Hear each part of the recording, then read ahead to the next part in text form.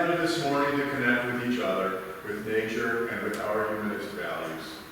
Being here together builds in us our sense of community and friendship with each other. So let us listen to each other's stories with open hearts and open minds over delicious food, as our ancestors have done for millennia. Let us remember that we have this one beautiful life, and today we are here to focus on it and celebrate it. And now I'd like to introduce John Cleland, host, with our moment of wonder. Thank you, John. Thank you, Mark. All right, everybody, you see me walk up here and you think, oh boy, here's John who talks about stars and dinosaurs. No, this morning I'm not talking about stars nor dinosaurs. I'll be talking about something here on Earth. Something now, a few assemblies ago, you might remember I gave a talk about the very start of life and how that happened chemically. I'm not going to be talking about that, I'm going to be talking about what happened next. And so after life started with various bacteria on Earth, Earth didn't have any significant oxygen in the atmosphere. And so what you had was anaerobic bacteria, that's bacteria that can't survive if there's oxygen. And all of them were trying different ways to get food. None of them could photosynthesize, so they can't get food from the sun. So they had to get food chemically from like sulfur deposits by volcanic vents and things like that. And then one of the bacteria evolved a way to photosynthesize and be able to get the hydrogen from water. So take water, H2O, split it apart, and use the hydrogen for energy. Okay, that's all good, but it frees up the oxygen, and the oxygen was a waste product that was then released into the atmosphere. And so the atmospheric oxygen began to build up and build up. And when that happened, it radically transformed the Earth. The bacteria all over the Earth started to die because they're anaerobic bacteria. They can't live in the presence of oxygen. And the sky turned a deadly shade of blue. So with that, you'd think, okay, well, we got a serious problem here. We did. But at the same time, there are other bacteria involved in different chemical pathways. And one of them, which it turns out are still present around, they're called Rixetta bacteria. But this other kind of bacteria was able to metabolize oxygen, and it could use oxygen and combine it with other carbohydrates and generate energy to use it for food. And you might say, okay, fine, we've got various chemical, pathways going on. What happened about that same time is we started to get a new kind of bacteria, where one bacteria had eaten another one, and in doing so, you would get a more complicated cell, because the cell might have, it would put its DNA into a nucleus and things like that, and you get the eukaryotic cells, which are the same kind of cells we have. Okay, eukaryotic cells, and this oxygen crisis going on. So, about that time, one of these bacteria was eaten by a eukaryotic cell, and that caused it. So, okay, a lot of times, a cell like an amoeba eats another, small organism like that, it'll often dissolve the other organism and use the chemicals for various food and stuff like that. But in this case, that didn't happen. It was unable to kill and digest the Rixetta type bacteria that it had swallowed. Hold on a second, who's this? Anyone know who this is? This is Dr. Lynn Margulis. She was the wife of Carl Sagan, and she came up with this idea. Looking at all the evidence we had, she thought, oh my gosh, look at this. These bacteria really explain a lot. What they explain is the idea that our mitochondria are captured bacteria that were not digested. There's a lot of evidence for this. One of the most clear things is that they have a double membrane. You can see here that they have a double membrane, just as if you can imagine one cell swallowing another one. The one that's swallowed will have its original membrane, and then it'll also have the one from the cell that swallowed it. And so that's what we have here. These mitochondria in our cells allow us to, they do just what they used to do. They've always been doing this. They metabolize oxygen. So they can take oxygen and combine it with carbohydrates and things like that to produce energy. And they're called, how many people might have remembered in school, they're called the powerhouse of the cell. That's because they provide the energy by metabolizing oxygen.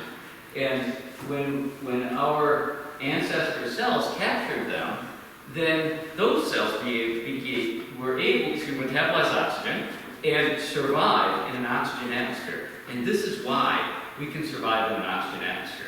These mitochondria are metabolizing the oxygen we breathe in all the time. And the amazing thing is that these former bacteria that are now reduced to organelles are really plentiful. We have hundreds of them, depending on the cell size in your body. You usually have about 100 more in every cell than in any one cell. So if you look at your whole body, you've got a certain number of human cells, and you've got about 100 times that number in these bacterial mitochondria. The other thing is, because they were captured bacteria, they have their own DNA still in that organelle. And the neat thing is that if you look at sperm and egg, the sperm cell is kind of wimpy. All it is a packet of DNA, the one half of the DNA in the sperm cell with a tail.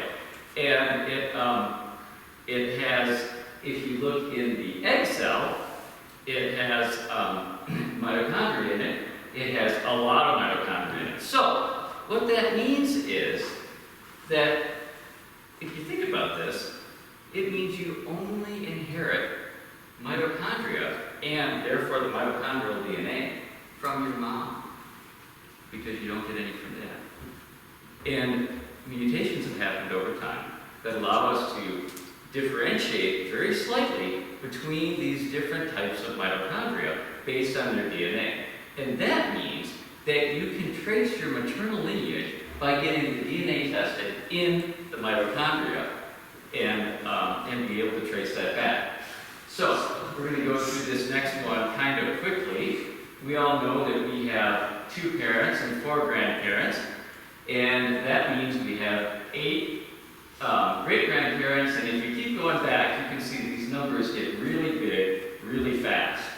32, and on to thousands of ancestors.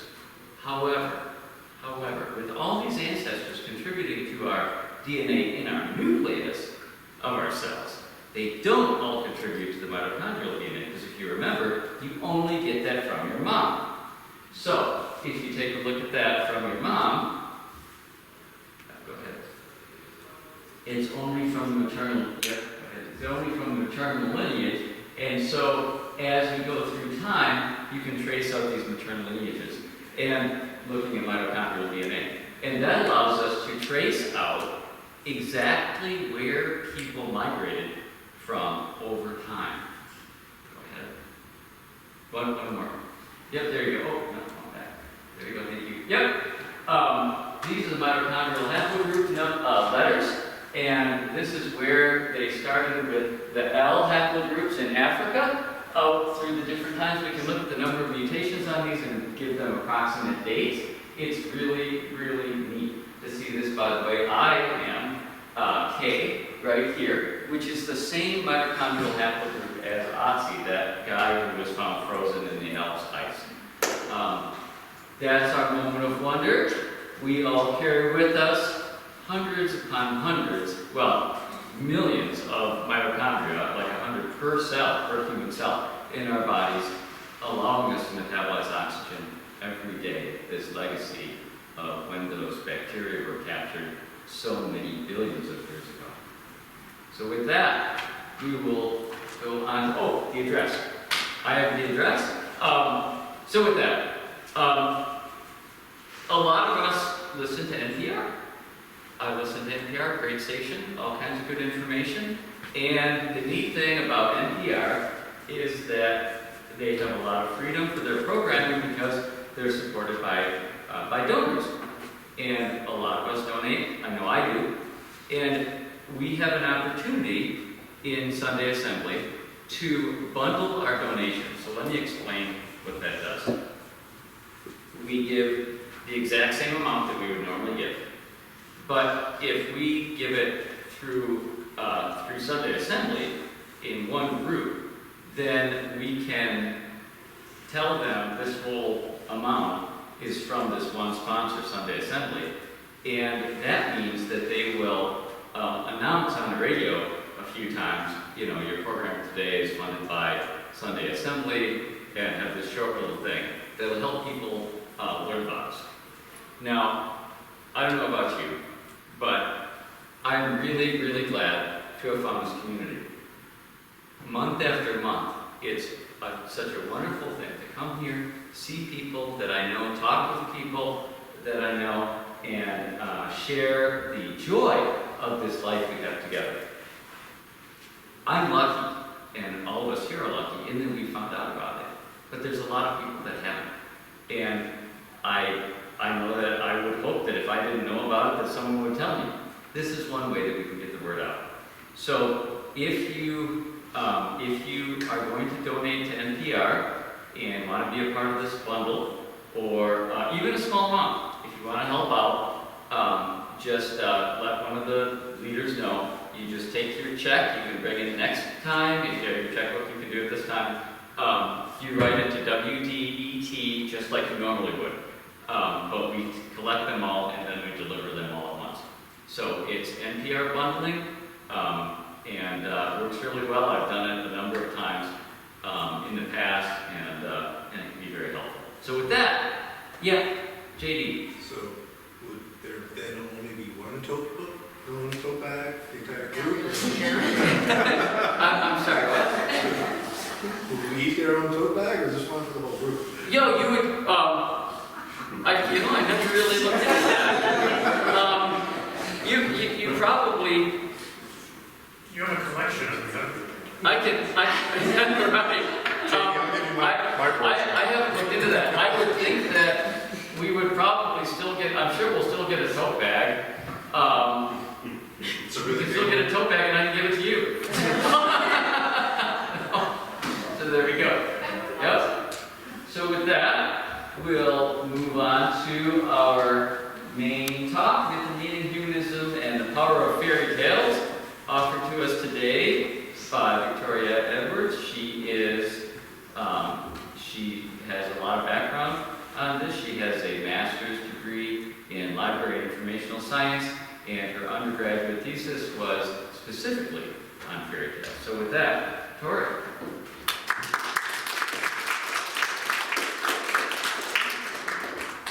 Hi. Okay. I'm going to try to use the mic as much as possible. If you can't hear me at any point, let me know, because I do work in the library and my voice tends to be quieter. Could use some, yes. All right, so we're going to be talking a little bit today about stories and science first, just to kind of set the tone for the talk. I'll go into a little bit more specifically fairy tale history, and we'll talk through some fairy tale adaptations and some implications that we can take home with us. Okay. So first of all, how many of you, show of hands, feel like you prioritize maybe reason and logic over stories when you make decisions? If you're in rhetoric, that might be like logos over pathos. How many of you would say stories over reason? Okay, a few. How many of you thought that was a trick question? Yeah, okay, it's not really a fair question for me to ask because reason and storytelling don't work in opposition. In the secular community, I often hear of this sort of dichotomy between, as we often say pejoratively, religious folks who believe in fairy tales and non-religious folks who prioritize reason. But the truth is that reason and storytelling often work in tandem to enhance our human understanding and communication. The emphasis on reason over stories in the secular community, to me, belies sort of a lack of understanding about the power of stories that often works in rhetoric and in the way that we think. So bear with me while I talk a little bit about the science behind storytelling before I jump into talking about fairy tales.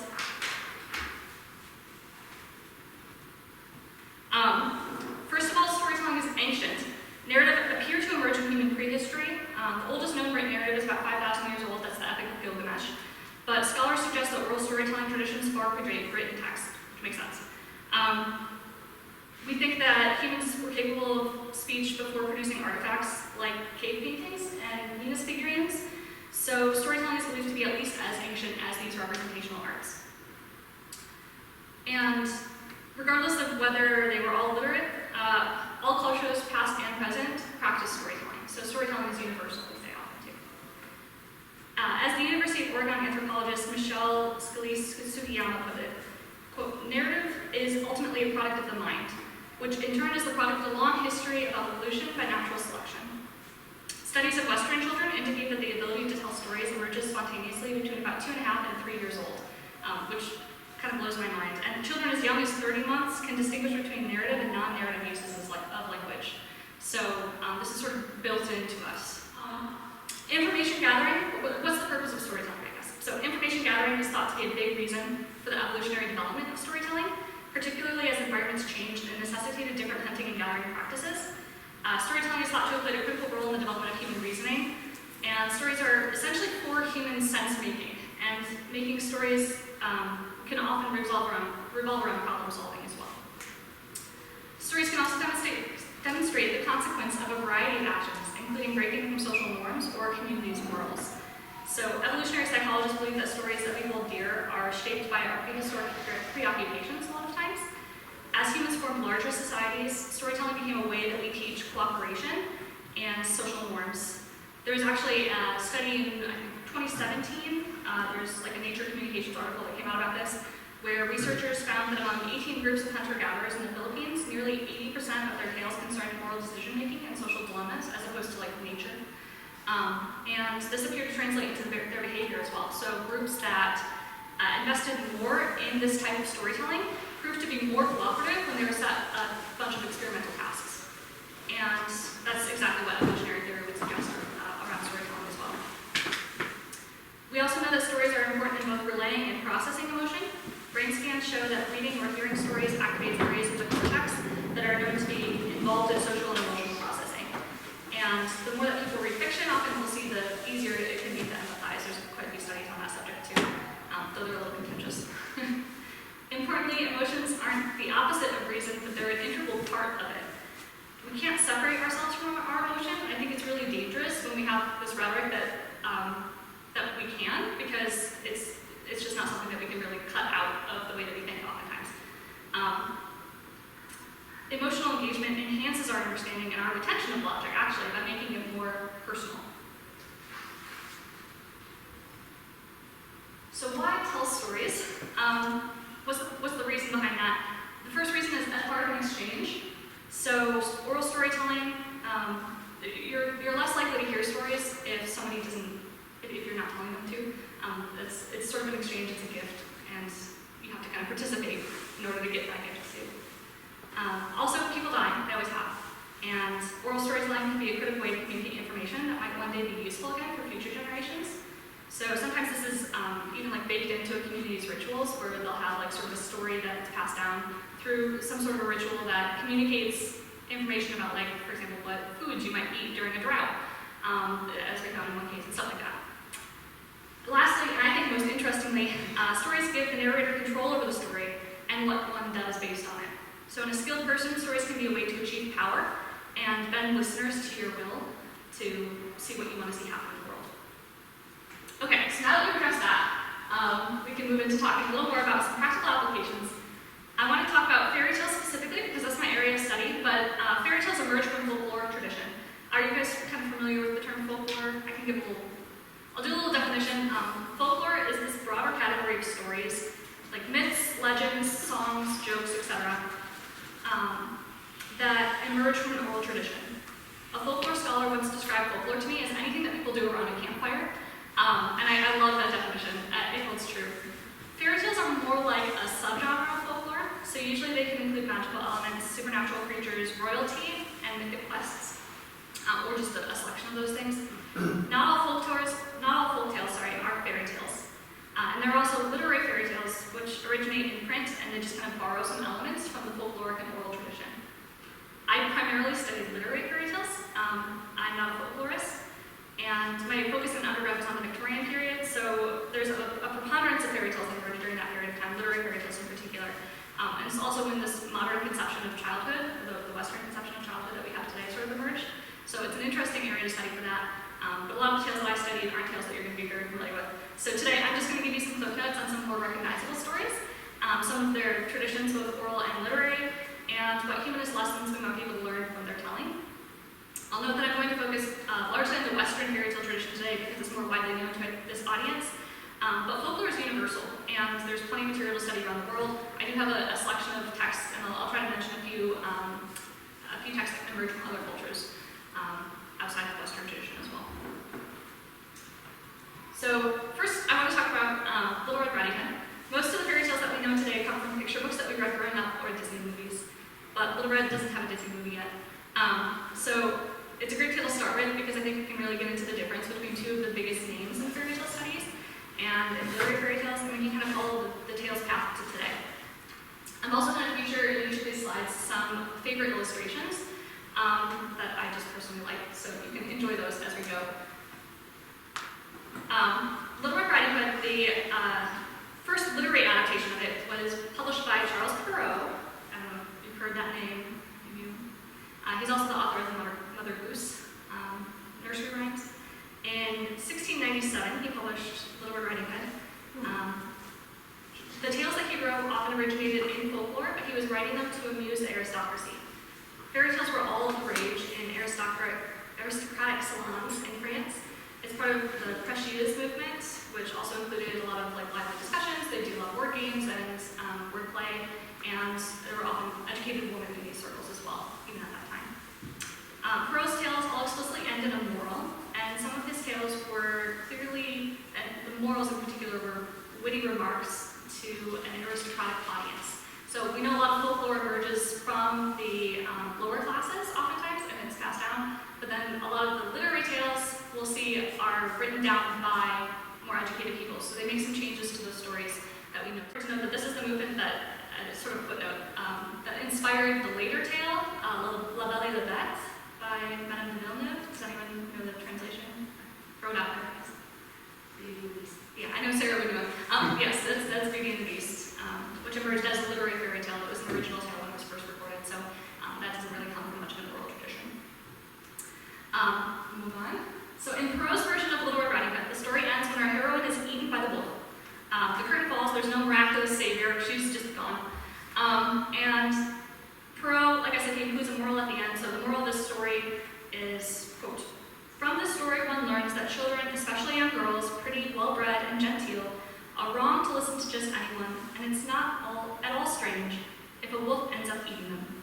I say a wolf, but not all wolves are exactly the same. Some are perfectly charming, not loud, brutal, or angry, but tame, pleasant, and gentle, following young ladies right into their homes, into their chambers, but watch out if you haven't learned that tame wolves are the most dangerous of all." So that's the Perrault take on Little Red Riding Hood. We'll move on to the Grimm's version here. The Grimm brothers wrote in the 19th century, so a little bit later, and they were on a mission to preserve oral folklore associated with Germany as it formed its national identity. So it's early in their early establishment of Germany's history. It's worth noting that all of Perrault's French tales, though, are included in the Grimm's collection. They just have sort of a German twist on it, or a particular Grimm's twist on it. The Grimms collected stories from many old books, as well as oral tales that were collected from friends and acquaintances, many of them women, but of course the Grimms were men who were recording these stories, and they made some changes to some of those tales that we know emerged from folklore tradition as a result of that as well. They published 7 editions of their fairy tales. They added some tales from one to the next. So their first edition had 86 tales, and their 7th edition had 210. So changed a lot over the years. The first publication was initially criticized for not being suitable for children, and both because of the subject matter, but also because it included a lot of scholarly information. They were really thinking of themselves more as scholars, preserving the folklore and sort of as folklorists. But that changed over the years because people really wanted to hear more about the children's stories. So in subsequent editions, they scrubbed a lot of sexual references from the text, but a lot of scholars argue that they actually heightened the violence from the first edition to the 7th edition, so we'll get into that a little bit more. They were particularly adamant about punishing villains in very punitive ways. So I also want to mention with anything with the Grimms that it's a very important thing in German history. and it's seen as sort of an integral text, and Hitler praised the Grimm's tales so strongly that allies during World War II advised against reading and circulating those books. So there's a lot of anti-Semitism that exists in those stories as well. In the Grimm's version of Little Red, the young girl and her grandmother are rescued by a huntsman who performs a C-section on the wolf, cuts him open with a pair of scissors, removes them from the wolf's stomach, and fills his stomach with stones as sort of like a punishment.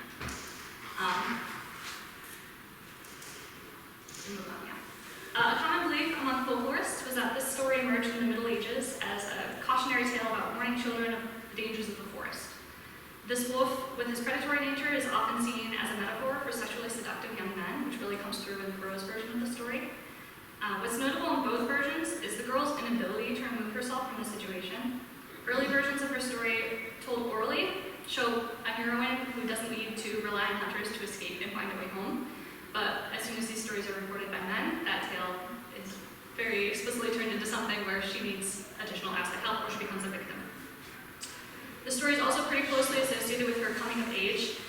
In the oral version of the story recorded in France in the end of the 1800s, Little Red performs basically a striptease for the wolf and asks many questions about the wolf's numerous body parts, which was certainly body when it was told orally. And in these stories, she does also ask to go outside at the end to relieve herself and escapes that way because she can see what's going on here. So in these stories, Little Red is more of a trickster character than a naive little girl, which really changes the storyline. It shouldn't surprise us that the men who recorded the most famous versions opt to remove her agency and make her a victim to teach a lesson or make her rely on a man's aid. And these are the tales that we continue to tell today. But we can see some other adaptations. There are numerous versions of Little Red, and James Thurber in the 1930s and Roald Dahl in the 1980s both have her pull a pistol out of her pocket and shoot the wolf on sight. Thurber adds a pro-like moral at the end of his story too. I love this. He says, "It is not so easy to fool little girls nowadays as it used to be." And Dahl has her wearing a wolfskin coat at the end instead of her red coat. The story comes up numerous times in modern takes as well. Lois Lowry positions the wolf as a Nazi in Number the Stars, and sort of an important scene in that book, sort of reclaiming the book from its Nazi history. Modern graphic takes like Fables and the children's series The Bad Guys reimagine the wolf as a misunderstood character, not such a black and white villain. And Little Red has also appeared in a number of movies, since the early 2000s as well. A few fairy tales, of course, have enjoyed success, like what was achieved by Cinderella, thanks to Disney. But this story has many versions, not just by Perrault and the Grimms, but around the world. So I want to pan out a little bit and look at some of those. This fairy tale is actually much older than Little Red Riding Hood. The first recorded version was in AD 850 as the story of Gaston. In this version, a young girl is subjected to humiliating treatment at the hands of her stepmother and stepsister. There's a 10-foot-long fish that provides her with gold, pearls, dresses, and food, everything she needs. And when her stepsister kills the fish, she's advised to bury the bones of the fish by this grandfather or ancestor spirit. And she continues to receive the fish's blessing. And she wears this dress made of kingfisher feathers and tiny gold shoes to a ball, basically, and triumphs over her stepfamily who are killed by flying stones. Ancestors play a very strong role in this version of the story, which makes sense from the culture it emerges from. Of course, there's a pro version known as Cendrillon as well, and in this version, a fairy godmother provides a coach, footman, and clothes. This is the closest one to Disney's version. They based their Cinderella off of Perrault's story here. In the end, Cinderella's stepfamily asks for her forgiveness, and Cinderella grants it. And again here, Perrault has a moral to the story. He writes, this is a little bit longer, so bear with me. The beauty of a woman is a rare treasure. To admire it is always a pleasure, but what they call real grace is priceless and wins any race. That's what the fairy in this tale taught Cinderella without fail. Here's how she could become a queen, teaching lessons yet staying serene. Beauties, that gift is worth more than a dress. It'll win any man's heart, it will truly impress. Grace is a gift the fairies confer. Ask anyone at all, it's what we prefer. Then he adds, surely it's a benefit to show real courage and have some wit, to have good sense and breeding too, and whatever else comes out of the blue. But none of this will help you out if you wish to shine and gad about. Without the help of godparents, your life will never have great events. So a little more situational there, and again, pointed aristocracy who already have a lot of wealth and good things at their disposal there. And then in the Grimm's version, we don't see a fairy godmother. Instead, there's a tree that provides the girl with gifts. It's sort of the spirit of her mother who's passed away. Again, there are more punitive measures to put our villains in their spot, so to speak. So the Grimms describe how one stepsister slices off her heel and another her toes in order to try to fit into the shoes. And then the shoes fill with blood, and eventually the royal family becomes aware that like these are counterfeit people. They're just chopping off their feet to try to fit into the shoe. Cinderella's stepsisters then attend her wedding to try to earn some favor with her, and doves peck out their eyes because chopping off their feet wasn't enough, basically. So, in other world tales, there's so many other versions of Cinderella. The Scots have Rashid Batty, whose little red cat helps out our heroine. A personal favorite of mine is in Vietnam, actually, the story of Tam and Cam, where Tam's fish helps her into a happy marriage despite her stepmom and half-sister, who then kill her several times. But each time she's reincarnated, and she returns to her husband's side until she is again human, at which point she pours boiling water over her half-sister until her corpse can be used to make a fermented sauce. And then she sends that sauce to her stepmother, and her stepmother consumes it, and at the bottom she learns that she has consumed her daughter because there's a little bone left in there, and she dies from shock. So, that was a big one. I grow up listening to, I mean, the first part was totally, like, relatable, but the last part was like... That one's different? Well, and the last part, I think, they probably, I grow and probably like chop up the last part, but yes, the first part is totally... Okay, yes. That sounds very bad. Yeah, a lot of folklore, especially now that we know more about childhood development, when we tell children these stories these days, we're a little more careful. Folklore, before we knew quite so much about kids, it wasn't something that was necessarily for children, in the sense that we think of it today. It's more like people just passing time around campfire, telling these stories. So it's something that adults could enjoy as well. So yeah, I imagine as a kid you wouldn't have heard that version. That's probably good. But yeah. A big part of the appeal of Cinderella is this rags to riches plot, but there's also the way that the story engages classic social conflicts. So there's sibling rivalry, there's sexual jealousies, they play a big role in the story. From a psychological perspective, a lot of psychologists also talk about how the mother is split into two opposing characters. There's this like fairy godmother or ancestral spirit, and then there's this evil stepmother type, and that's understood as sort of a mechanism for helping kids as they begin to mature and separate from their own parents and develop their own identities. From an evolutionary psychology perspective, the story type also helps to address the problem of being widowed with children. New mates have to be willing to take on the role of caring for another person's offspring and avoiding abuse. If you're interested in learning more, there's so many other varieties of this story, and there's in folklore and fairy tale studies, we talk about the Arne Thompson-Uther Index, the ATU system, which assigns numbers to each plot type, basically. So if you're interested in looking up other stories about Cinderella, Cinderella is known as ATU 510A.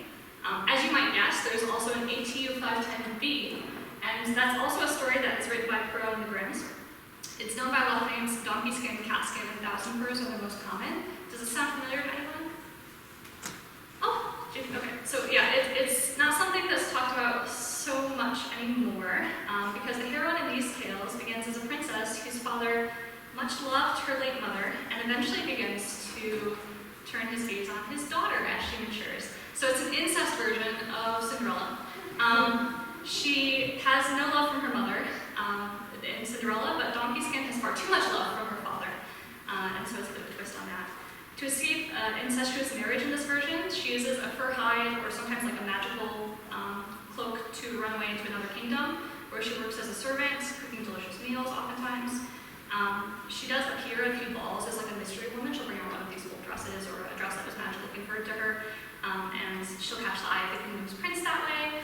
Eventually there's a royal marriage, and her true identity is revealed. It turns out her father, no worries, has married somebody else, and the whole kingdom can now happily rejoice that she is married to a prince from another kingdom in the same social strata. So that's an interesting one, and that can be said to address the social problem of incest from an evolutionary perspective.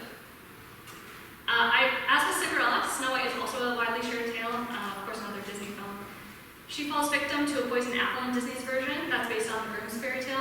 Crow doesn't have a version of this story. The Disney queen, she asked for the poisoned apple, but there's other tales she falls prey to, like a toxic comb. There's a contaminated cake, a really suffocating braid, like on a corset. Disney's queen is tame in comparison. She asks the huntsman for Snow White's heart, but the Grimm's queen asks for her lungs and liver so that she can boil them in salt water and eat them. The Spanish queen asks for a bottle of blood that stopped her with her toe, which is weirdly specific.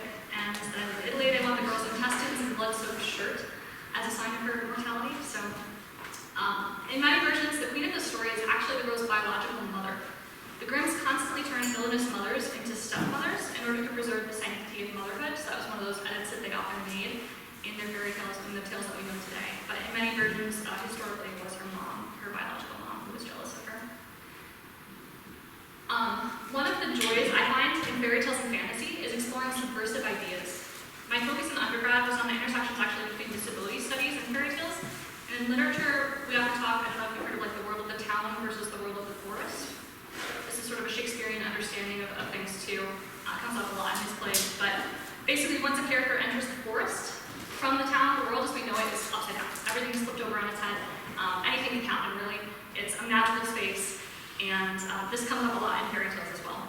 So this is something that you can see happening in Snow White. She leaves the castle and enters the world of the forest, and she basically encounters this space like a land of dwarves who build their homes to suit their needs rather than to suit the needs of the people of the town.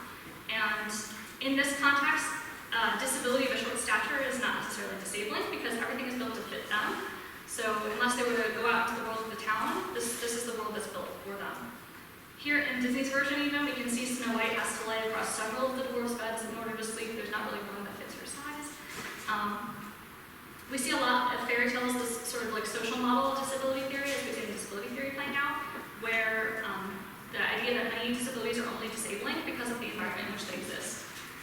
So that's something where if you put a character like Snow White, who is able-bodied in our world or the world of town, into the world of the dwarves, into the forest, she becomes the odd one out, and her abilities are more limited by this environment. Fantasy can be a really natural space to start to explore ideas that might not neatly fit into our current narratives of the world.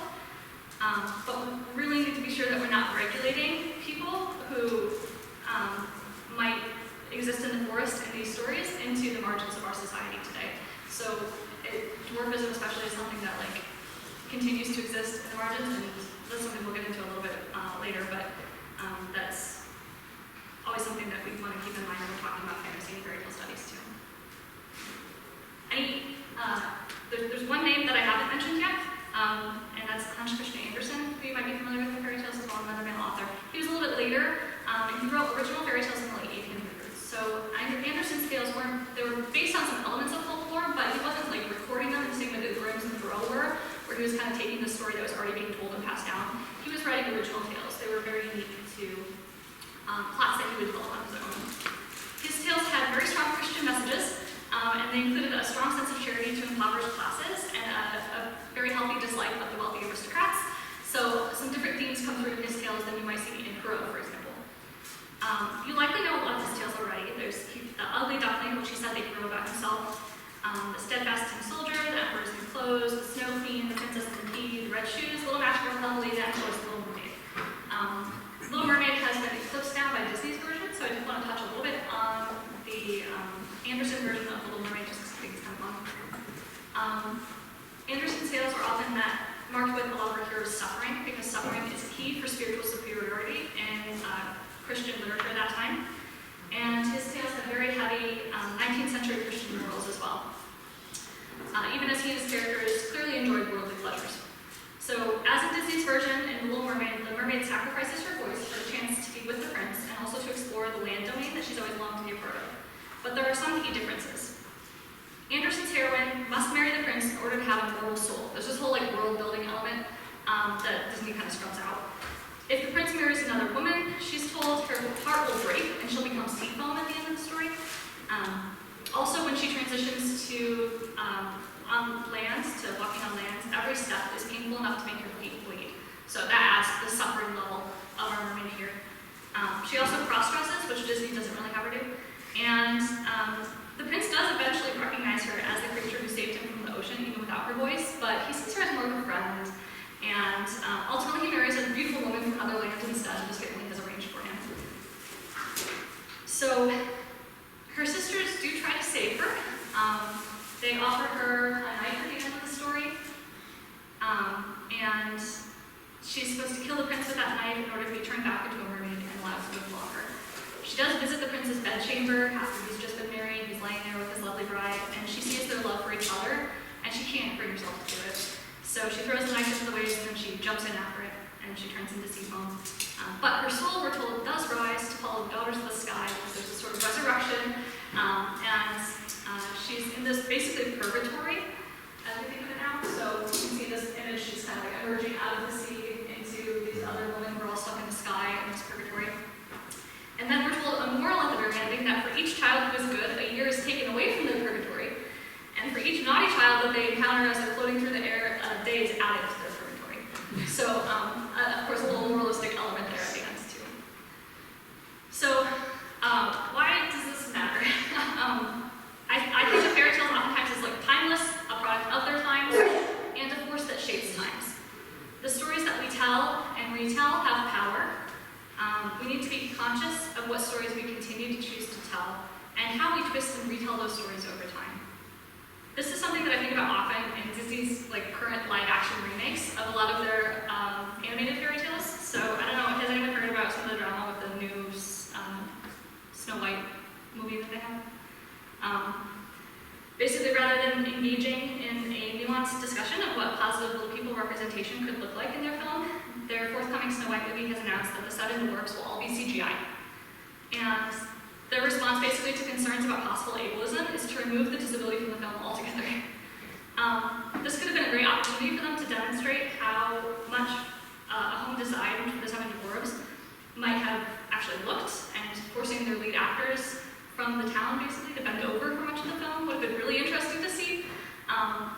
It could have even been an opportunity to set up a dwarf as a romantic interest, something that rarely happens for people with disabilities in films. But they're just choosing to go with the CGI route instead. Another important reason that this matters is because stories influence our decision-making and our meaning-making today.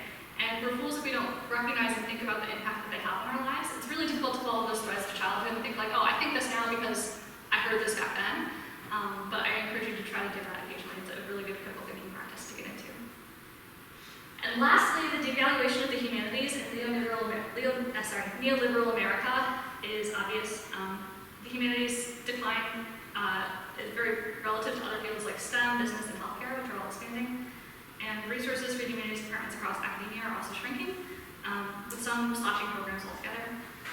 So of course, as a humanities graduate, I have to put out my little call for the communities there. Oftentimes they're slashing programs and favoring some programs politically even at the expense of the humanities, which poses, I think, a danger to democracy itself, because we really need to be aware of those underlying narratives in our communities and the narratives that we tell ourselves to better understand our reasoning and why we think the things that we do. So this, doing regular critical analysis work in the stories that we hear is so important, even if it's just talking with friends about a story that you read, having a book club, talking with people about a movie that you watched after you see it. That kind of work is so important to understanding why we think the things that we do about stories and about everything that we observe in our world around us. Disinvestment in the teachings of philosophy and rhetoric pull us away from, I would argue, the very foundations of knowledge and reason, which can further a post-truth society. The humanities at large is inextricably linked to humanism. They share part of the name there, and I think we do well to remember that. So if you leave with nothing else, I hope that you take away this. Basically, stories are the paths that reason walks. The stories that we tell and hear guide and inform our reasoning. And through storytelling, including even fairy tales, we connect our reason to the rich tapestry of human experiences, navigating moral and ethical questions, and fostering more thoughtful societies overall.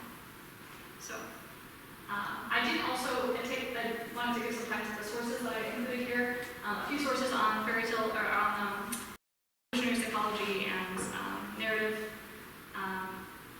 anthropology, basically. And then I also took a lot of information from fairy tale recesses of my mind from studies I've done past, but also Marie Tatar's The Annotated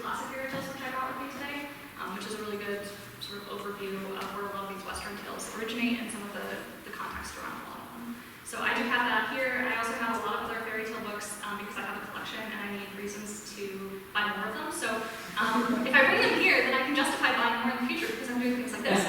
So I have some criticism of fairy tales with me. I brought some picture books and texts from other cultures, other communities, and then some anthologies of some of the tales that I've talked about, as well as some tales you might not have heard of or some that you are familiar with already. So, go to the last slide here. Any questions? What does CGI stand for? CGI, I don't know what CGI stands for. Does anybody else? Computer-generated images. Computer-generated images, there we go, yeah. Oh, Beth gave me this little tiara too. It's been a dream to wear a tiara. Yes, Marty? So you got me thinking now about moral education. And these stories were the media of the time. There weren't movies to go to. Maybe people were literate. They told stories to each other. Like, is there a way, especially for humanists, that you know of or that you can think of to impart a moral framework or moral values? Like, we have so many movies and there's so much media. Like, I don't even know how to sort out what's good and what's bad. Yeah, I think there are already ways that we're engaging in. There's a lot of different humanist stories out there, and there are some like humanist values that we can glean even from stories that aren't explicitly humanist, I would argue. It's just a matter of analyzing them and having these conversations with other people to discover those stories. And part of my work in undergraduate was, like I said, I was studying fairy tales that you would probably not be familiar with. A lot of the tales that I looked at were outside of the canon, because I wasn't interested in really reading more stories by these like guys. So I was looking more at stories from authors more on the fringes, authors who were, like one of my favorites was Evelyn Sharp, who would go on to become a suffragette, and she was very involved in the women's rights movement, getting arrested, part of the violent movement at the time even as well, once she got her permission for it. But she has a couple collections of fairy tales that are very autonomy focused and very women's rights focused, and those preceded her involvement in women's rights movements. So it's more, you can kind of like get the sense for her character coming through those tales, and we can do that for many of the humanists who write tales today. I don't think there's quite as many fairy tales. I'd love to see more humanist-focused fairy tales. I think there are some fairy tales that align with humanism, like Hans Christian Andersen. A lot of his tales were very Christian, but The Emperor's New Clothes, if you're familiar with that one.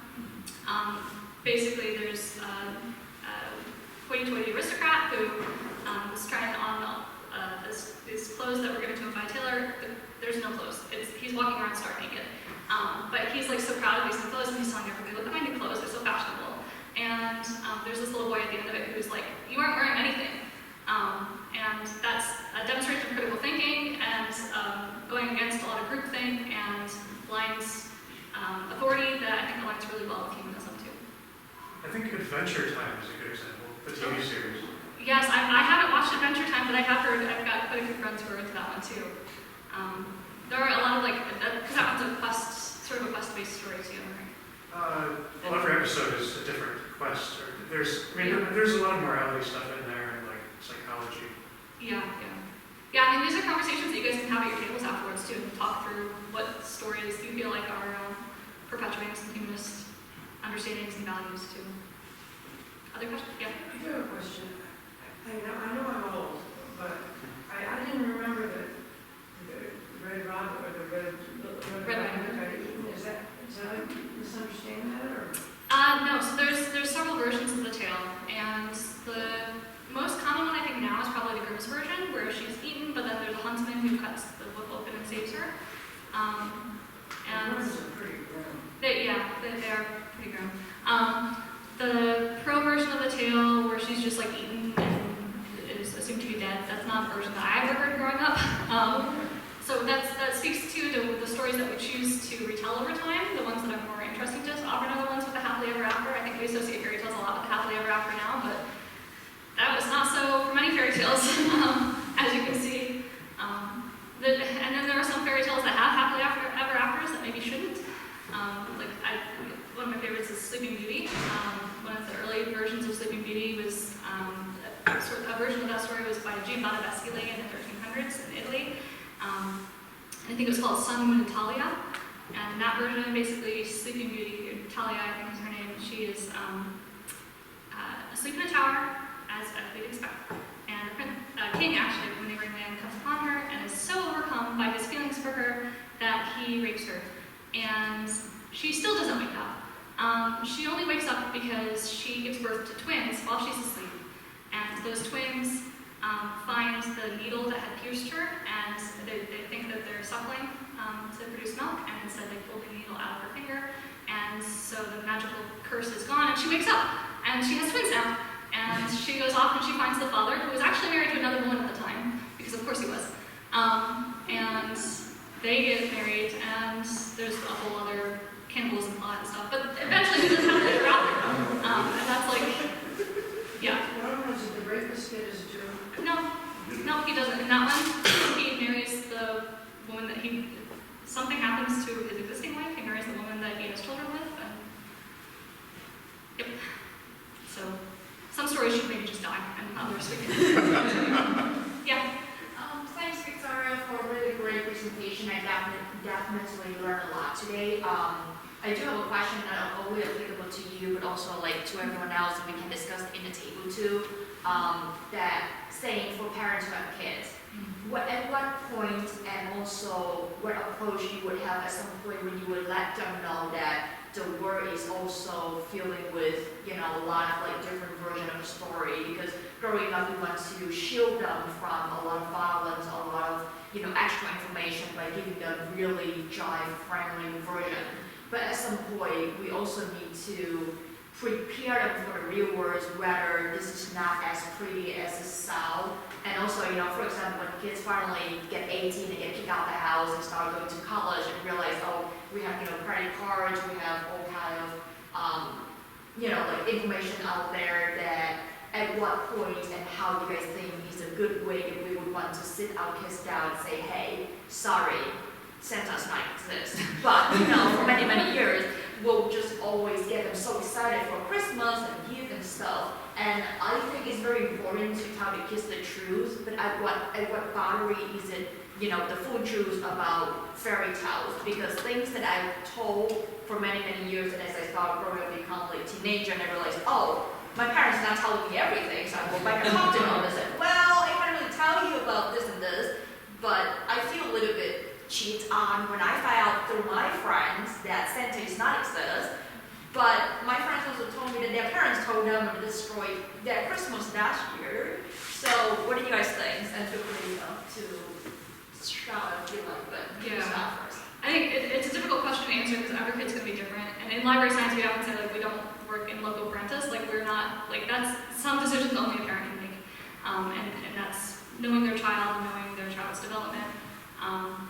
But I think it can be really jarring to find out that your version of Cinderella that you've always known and loved is, not the version that has been told throughout time, or any of these other stories. And that's just, I think, one of the realities that we have to learn and live with a bit.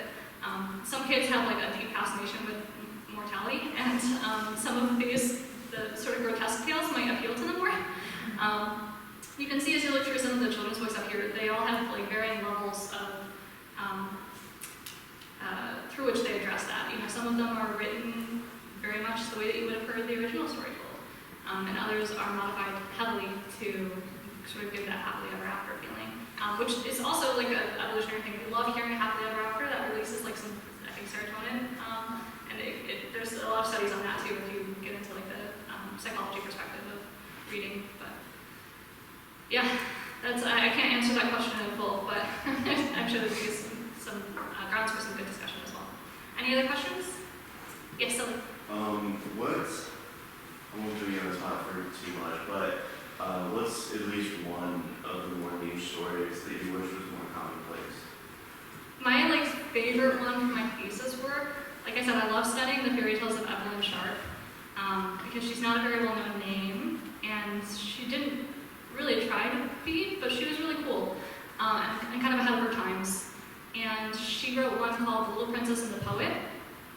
So when I was studying disabilities in literature, that was a fairy tale that stood out to me because in the story, there's this little princess who's blind, and her whole family is trying to get her to marry a prince from another land, And she's not really interested in that. They're always giving her like really beautiful gifts, and she's like, I don't care, I can't see. And all she wants in life is just to hear from a poet who can speak the truth. And her family is always bringing out different poets who speak very grandiose prose and sort of the poetry of the aristocracy at the time. And she wasn't into that. That wasn't the truth for her. She can't see, and so there's these layers to, you know, vision and truth seeing in that too. But what I liked about this story was that there's this poet who comes along who speaks the truth. He's very ugly. And everybody's like, oh, and even he is like, oh, if you could see me, you wouldn't love me. But she loves him because he speaks the truth to her. And at the end of the story, basically, he, as is always the case in stories with disabilities, he magically cures her. And she's really upset because she didn't want to see. She wanted to stay blind. She just wanted to hear the truth. And she's like, it doesn't make any difference. I'm still going to marry you because I love you, because of what you say. Your appearance made no difference to me.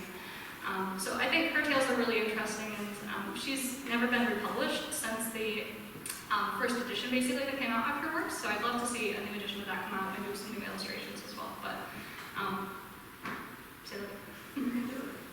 I could do it. I don't know. I don't have a talent for illustrating, but What year was it first published?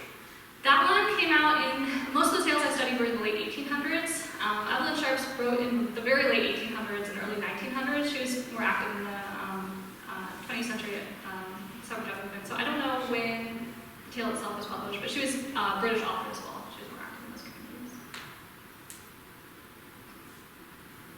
All right, I feel like we need to move on because the food's here and I don't want it to get cold. So if you have questions, feel free to talk with me afterwards. I do have these books up here. Feel free to come talk with me, preferably before you go grab food, because it is finger food, and I like these books. I didn't bring out my most valuable ones because I don't trust them. But I did want to leave like a little sort of meditation to come down from this speech too, and make things a little more personal. So if you could just like kind of sit back in your chairs, put your feet on the ground, relax your muscles, shake your shoulders out. Just start to do some deep breathing, breathe from your diaphragm.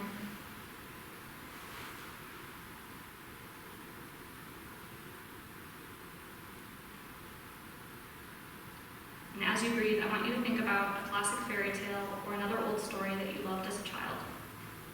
It could be a book that you read with your parents or a teacher, or it could be an oral story that's been passed down to you.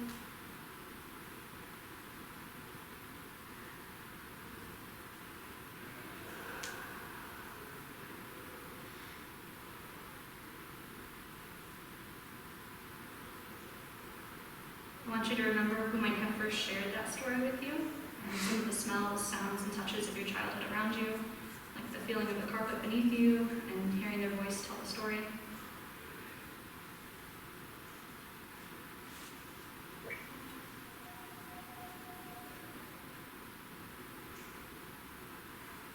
And then if we can go back a little further, you can envision where they might have first heard the story, and picture them hearing it for the first time. Maybe they're huddled around a fire, hearing it from a family member, a mother or a grandmother.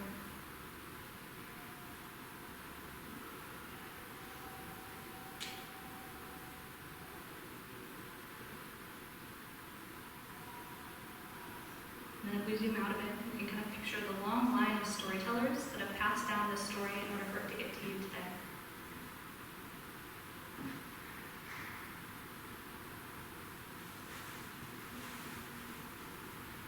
This story is among many that weave together the tapestry of humanity. You can envision all the different branches connecting you